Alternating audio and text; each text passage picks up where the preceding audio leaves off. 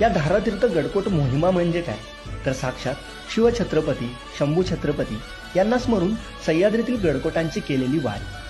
शिवकाळात हे हिंदवी स्वराज्य स्थापन व्हावं, हिंदवी स्वराज्य टिकावं यासाठी आपल्या प्राणांची आहुती दिलेल्या मावळ्यांची जाणीव होणं म्हणजे मोहीम।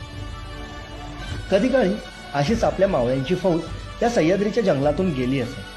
कसा असेल तो शिवकाळ, कशा असतील वाटा, कसा असेल सह्याद्री, हे साक्षात अनुभवणं म्हणजे मोहीम।